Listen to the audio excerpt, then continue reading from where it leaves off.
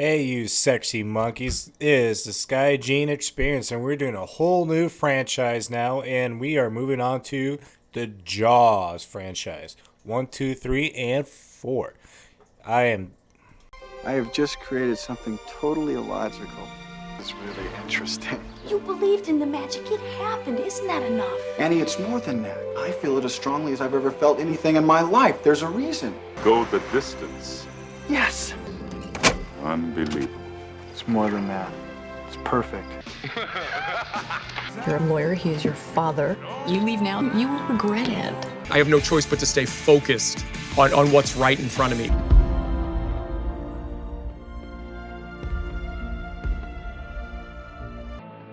Do you believe that America is the land of opportunity?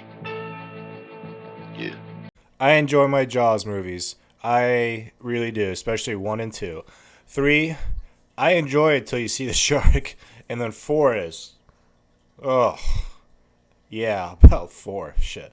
Anyway, the first movie, Jaws, that came out in 1975 by Steven Spielberg, was the first summer blockbuster hit to just blow up. So when you hear that summer blockbuster, Jaws was the very first one, and that's where we're going to start right now with the Jaws movie review. Right here, baby, Jaws.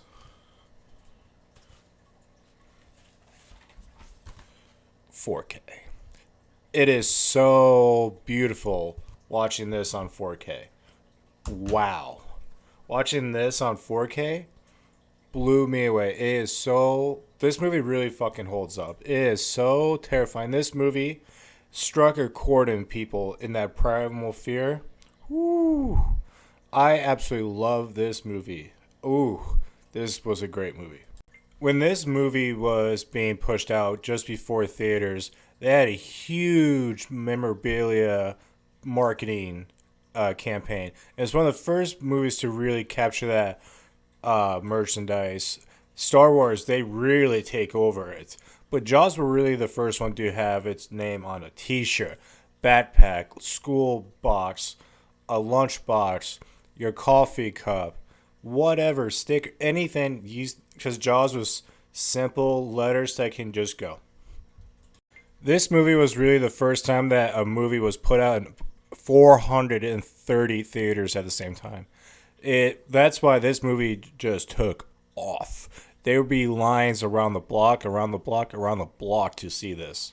The shooting for this was incredibly hard. For example, they're about the only movie before and after that's really filmed out in the sea. Of course, there's some movies that have done it, but you don't go out in the sea and film, and that's why this movie got pushed back like double, triple. It's the lengthening, the budget, everything got pushed back. He almost got fired.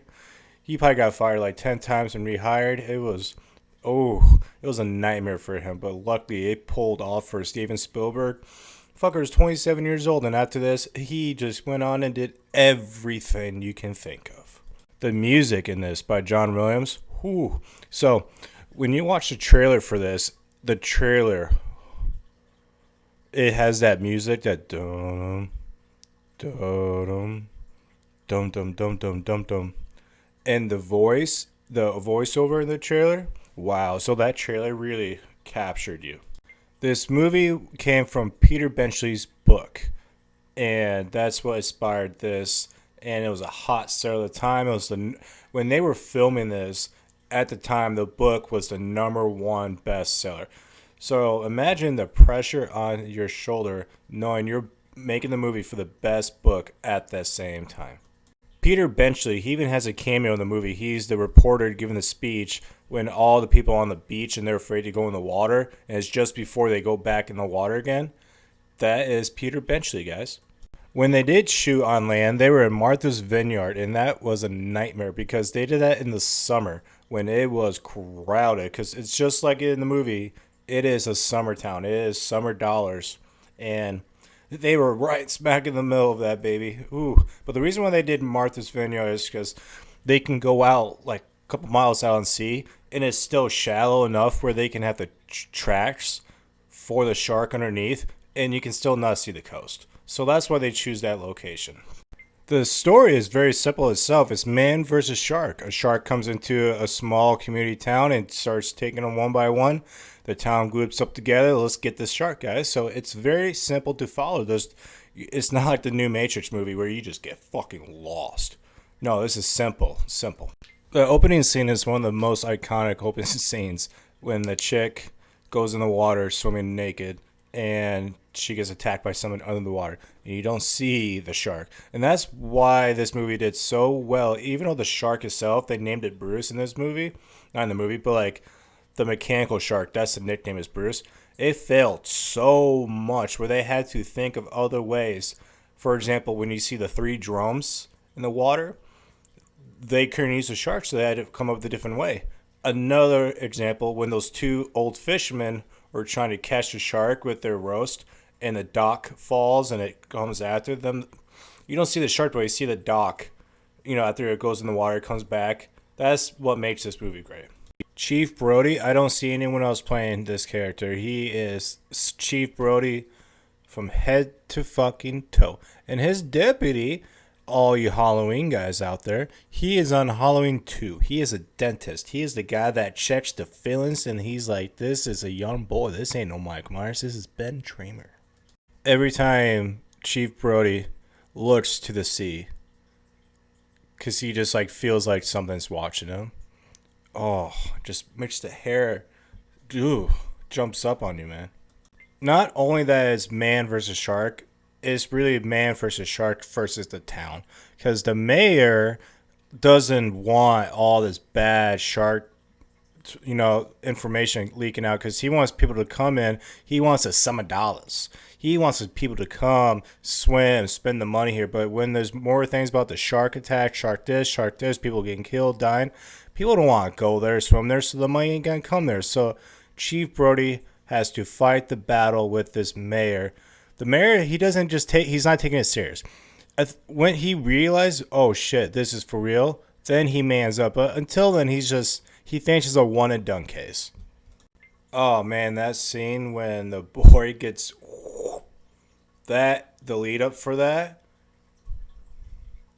is so iconic. It is brilliant, beautiful, Alfred Hitchcock, everything. I would absolutely love to go have a beer with these 3 main iconic characters. Let's go get a shark, guys. I'm probably gonna get killed, but fuck it, let's go.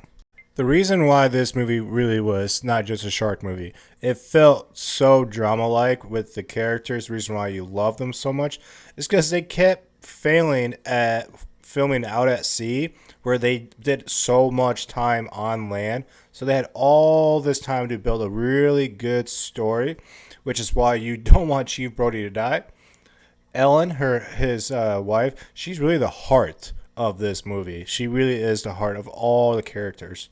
This movie is a 2-hour-long movie, and you don't see the first glimpse of the shark with the fin when it attached that guy, bites his leg off in front of the boy of the sheriff's kid. You see the 2 fins, and that's the first time you actually see the glimpse of the shark, and you're literally halfway through the movie. It's right at the hour mark. So that just shows you don't see the shark for an hour, a whole hour. And after that incident on the beach, that's when the mayor's like, whatever you want, go get it. Go get whoever you need. You want Quinn?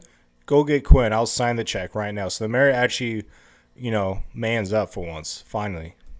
Pretty much half of the movie takes place on land.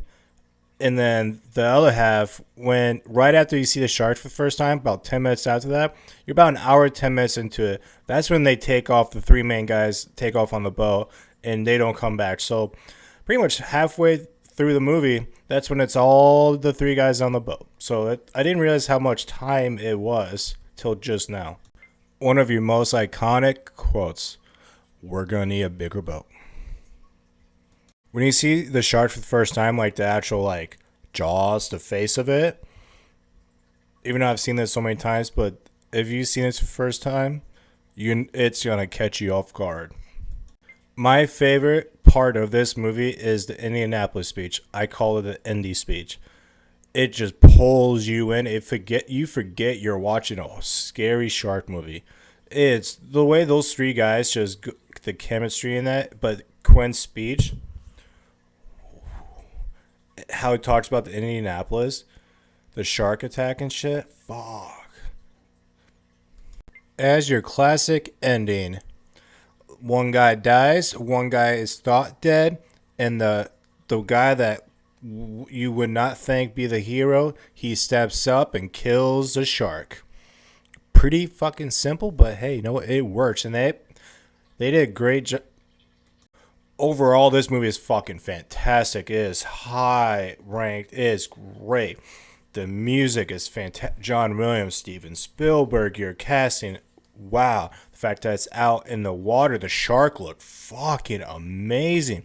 For 1975, that shark still beats shit that people come out with today. That's how good that shit is. The way that he made, when the shark wasn't there, and they used like the three barrels, like I said, to give the glimpse of shark is there in like the opening scene, how the shark attacked that chick, but you don't see the shark.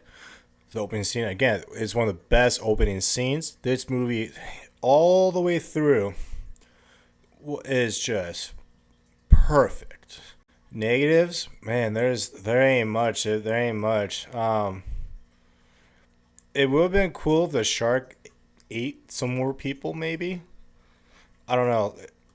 It's tough. There's not much negatives in this movie. This is up there. This is what this movie, it gets a 9 out of 10. Sky Jean score of a 9.0. It is tied with Halloween. Well, Halloween gets the edge on this guy, but they are just right there. This is a top 5 greatest horror movie of all time with Halloween. And I'll give you a little spoiler. One of them, the other, is The Lost Boys. What do you guys all think about Jaws? Do you guys remember the first time seeing this? Does this terrify you by going in the waters? Does this affect you at all? Do you guys, the music in this? I mean, I know I played this shit in middle school for some kind of school lesson. Do you guys enjoy this movie? What's your favorite movie in this rankings? I'm gonna do all the Jaws movies. I'll do a rankings. I'm curious what you guys think. Do you guys like 2? Do you like 3? What about the last one, The Revenge in the Bahamas? I know, right? Alright, guys. I'll see you later. Remember, if you go to jail for whatever fucking reason, never drop that fucking soap.